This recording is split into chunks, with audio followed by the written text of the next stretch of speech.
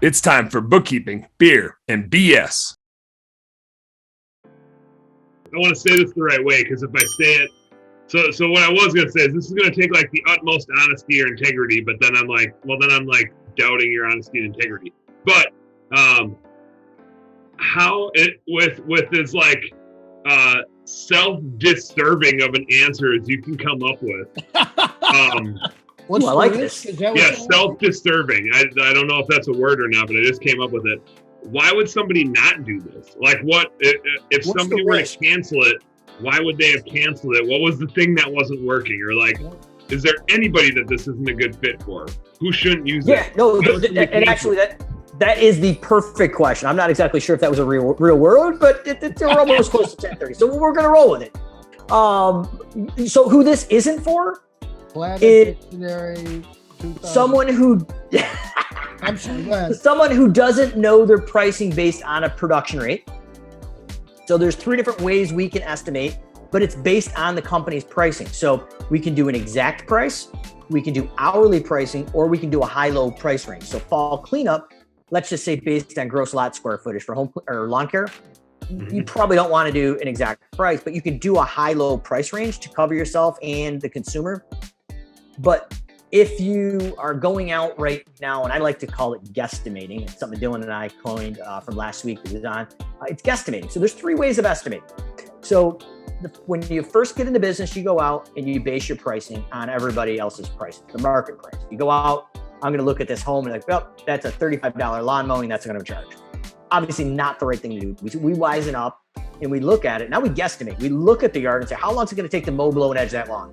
Well, I think it's going to take an hour. And if I want to get $50 per hour, I take the 1 hour times the 50. That's a $50 lawn mowing.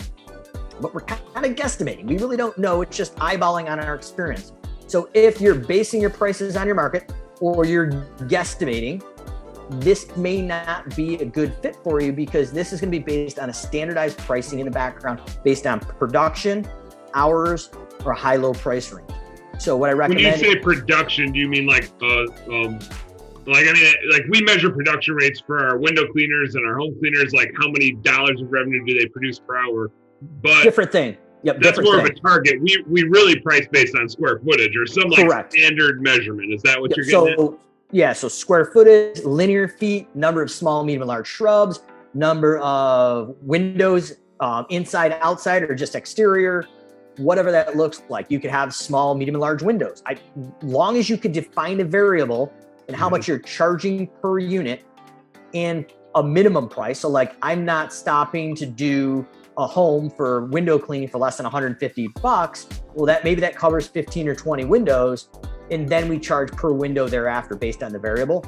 All that stuff is set up inside the bot. But if you can't define that, then this isn't a good fit for you. You're not quite there in your journey. You want to go into a software program. Service Autopilot's a great one that we can go in and track variables. And then based on the mobiles they have in there, and there's other platforms that have similar time tracking, but this is the one that we used in my business, so I can talk about it candidly, is we can go in and say, okay, based on my guys and girls and my equipment, whether it's lawn care or home cleaning, we've worked with quite a few window cleaning companies, we can go and run 3 to 6 months worth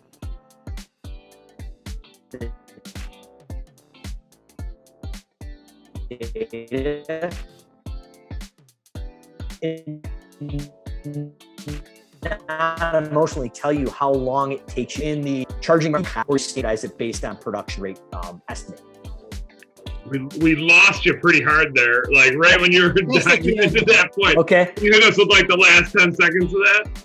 Okay, yeah, so basically if you're still basing on market price or you're going out and guesstimating, that it's not right for you. So like if you're using product like we use Service Autopilot, you can track the start and stop times on your mobile and then run reports of 3 to 6 months and actually know what it took your guys and girls based on your equipment and your setup and the service you're doing. And you know non-emotionally now, this is how long it takes to mow 1,500 square feet of grass. So this is how long it takes to clean a 15,000 square foot house the first time or weekly or bi-weekly. Or this is how long it takes to clean just the exterior windows or the interior and exterior windows. So that is, you gotta have that non-emotional data or at least have a ballpark idea because the bot's not gonna work for you. Like that. Yep. And that's you're right. So that bots are not going to be a good fit if you don't know how to price your stuff or at least you got a ballpark, and you can do exact pricing, high, low, or hourly work on the bot. So that's, I think in that opinion that's where it's not a good fit. I guess the other misconception is that the bot is going to do everything. So like Garrett,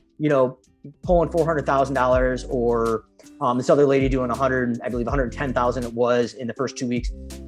Those are like, they're not like super common, but they're pretty common. But where they were really successful is when the office was open and when the bot said, hey, we've got a hot one, jump in.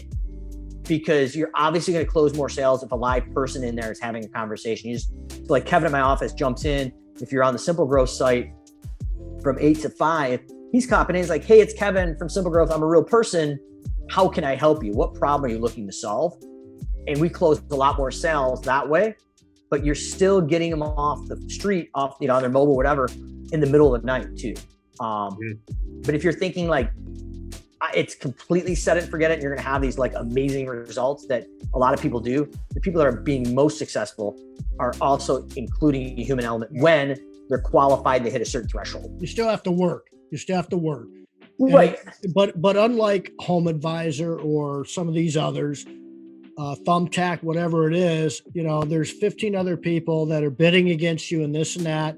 If you can close, years ago at the top, I was like at 23% closing rate on Thumbtack or whatever it was, Home Advisor. And that's great. But the couple things are, it's automated when you're sleeping. Or when you're on the truck. It's pre-qualifying. Yeah. If you're an owner operator, or if you have to be out there, which if you are, call me and I'll recruit for you so you can get the hell out of the truck. But it's automated so that it's pre-qualifying so that you can go after that person that's ready today and then follow up. But there's no competition with what you're talking about, Mike, because they're coming to you, they're coming to your website, they're coming to you through Facebook, whatever it is. And then they're telling you through your automation, through what you've set up, I'm a hot lead is basically what they're screaming. And then somebody's got to jump on that like it was yesterday. In comparison to Thumbtack or something like that, where you've got everybody in the world, 5-6 people, you don't trust Thumbtack, you don't trust Home Advisor anymore. We don't trust Angie's List anymore.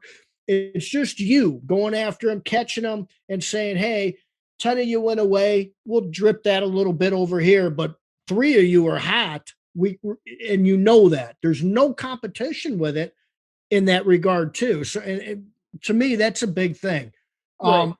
Whether you're building it yourself or even you're paying somebody like us to do it at $100 a month with the integration with Zillow to get really good data, like, people are stepping over dollars to save pennies. It's nuts that there really isn't a risk. So like, if you end up working with us, there's no contract. It's, pay as you go.